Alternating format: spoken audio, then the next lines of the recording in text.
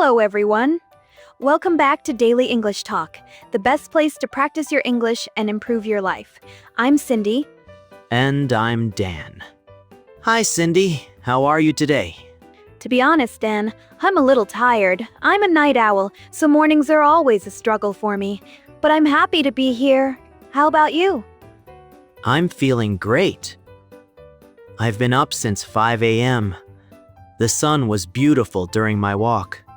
5 a.m.? That's like the middle of the night for me. But that's actually our topic today. Talk about your day. We all have different routines, and talking about them is a fantastic way to practice English. Exactly. Before we dive into our daily lives, please remember to subscribe to our channel and give us a thumbs up if you enjoy this episode. All right, Dan. You are the early bird here. Walk us through your morning. What does 5 a.m. actually look like for you? Sure. The very first thing I do is drink a big glass of water. It sounds simple, but it really wakes up your body after a full night of sleep.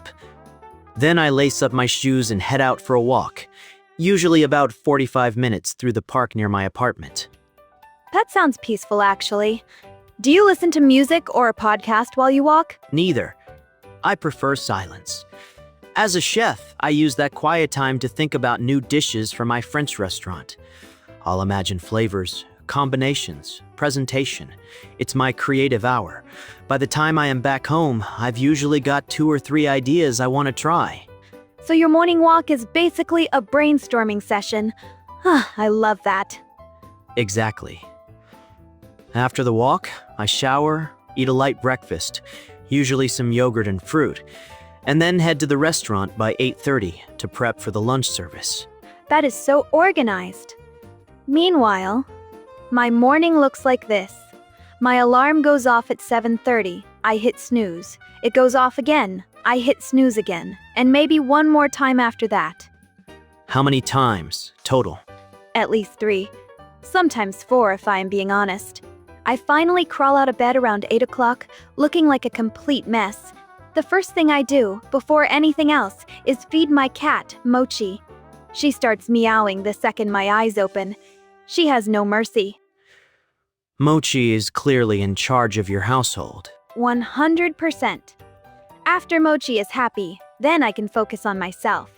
I make a strong coffee, splash some water on my face, and slowly become a functional human being. Since I work from home in marketing, I am usually at my desk by 9 o'clock. No commute is definitely one of the perks of my job. That does sound convenient. Do you have a dedicated workspace at home? I do.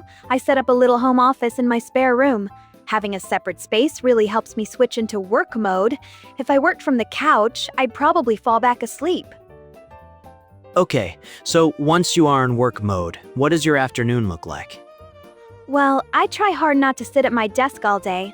Lately, I've been on a diet and really focusing on my health, so I always take a proper lunch break. I either go for a run around the neighborhood or hit the gym for about an hour. It completely recharges me. That's a great habit. Do you find it hard to motivate yourself to exercise in the middle of the workday? Sometimes. There are definitely days when I think, I'll just eat at my desk and keep working. But I've noticed that when I skip exercise, my focus tanks in the afternoon, so the workout is actually for my productivity, not against it. That's a really smart way to think about it. What about household chores? Do you do those during the week? I try to do little bits each day, tidying up, doing the dishes, a quick vacuum. If I let it pile up until the weekend, it becomes overwhelming. What about you? When do you squeeze in chores with a restaurant schedule? It's tricky. Restaurant hours are long, so I've had to be strategic. I do laundry on Sunday mornings, grocery shopping for myself on Monday, my day off, and I try to keep my apartment tidy by having a 10-minute tidy before bed every night. Just a quick reset so I don't wake up to chaos. A 10-minute tidy. I love that phrase. I am going to steal that. Please do. Now, back to the restaurant. My afternoons are genuinely intense. The lunch service wraps up around 2 o'clock, and then the whole team does a reset. Cleaning the kitchen, checking our inventory, and prepping ingredients for the dinner service. It's like running a small operation. tea, here is always something to do. Do you ever get tired of being in the kitchen all day? Honestly, almost never. Cooking is my passion. Even on the most exhausting days, there is something deeply satisfying about creating a dish that makes someone happy. That feeling never gets old. I love that. Okay, let's talk evenings. After a long day in a hot kitchen, how do you decompress? On weeknights, I am actually in a rock band. I play guitar, and we have practice 2 or 3 times a week. It sounds intense, but music is completely different from cooking. It's pure creative release. There is no pressure, no customers, just noise and fun. Wait, a chef who plays guitar in a rock band? You are full of surprises, Dan. I contain multitudes. On weekends, when I have a bit more time, I love exploring recipes from other cuisines. Recently, I've been experimenting with Japanese-French fusion. It's a rabbit hole I am very happy to be in. That sounds delicious. I am hoping for a tasting invitation at some point. Anytime. What about your evenings, Cindy? Since I am a night owl, the evening is genuinely my best time of day.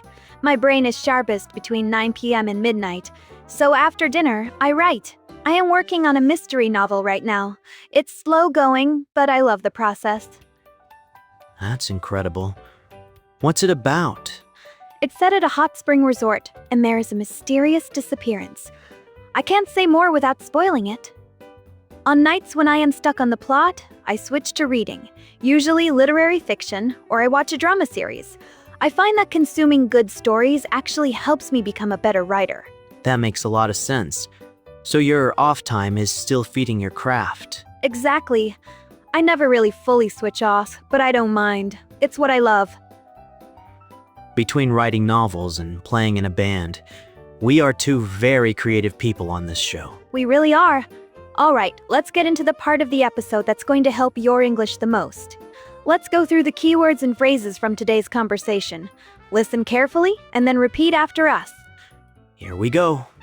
Night owl, a person who prefers to stay up late and feels most alert in the evening. For example, Cindy is a total night owl. She does her best work after 9 p.m. Early bird, a person who wakes up early and is energetic in the morning. For example, Dan is an early bird who greets every sunrise on his morning walk. To hit snooze, to press a button that delays your alarm for a few more minutes. I hit snooze 3 times this morning and was almost late for work. Routine, a regular set of actions you do at the same time each day. Having a strong morning routine helps Dan stay focused as a chef. Struggle, something that requires effort and feels difficult. Waking up early is a real struggle for night owls like Cindy. Crawl out of bed, a vivid phrase meaning to get up slowly and reluctantly. I was so tired that I barely crawled out of bed this morning. Decompress, to relax and release stress after a demanding day. Playing guitar helps Dan decompress after a long night in the kitchen. A benefit or advantage that comes with a job or situation. One of the biggest perks of working from home is no commute. Recharge, to regain your energy. A lunchtime workout completely recharges Cindy for the afternoon. Contain multitudes, a fun informal phrase meaning a person is complex and full of surprises. This traveler is a chef, a guitarist, and a runner. He really contains multitudes. Okay, listener, it's your turn. Here are 3 questions for you to practice with. Try answering them out loud, or write your answers in the comments below. Question 1. Are you a night owl or an early bird? Describe your ideal morning or evening routine. Question 2. What is one hobby that helps you decompress after a long day? And question 3. What's a perk of your job or daily life that you are grateful for? Use the vocabulary and sentence patterns from today's episode. Don't worry about being perfect, just try. Every time you speak or write in English, you are making progress. And that is a wrap on today's episode of Daily English Talk. Thank you so much for spending part of your day with us. We genuinely love hearing from you. So tell us, Are you team night owl or team early bird? And what does your favorite part of the day look like?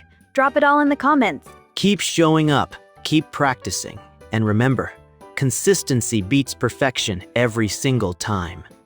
We'll see you in the next episode. Until then, take care of yourselves. Bye for now.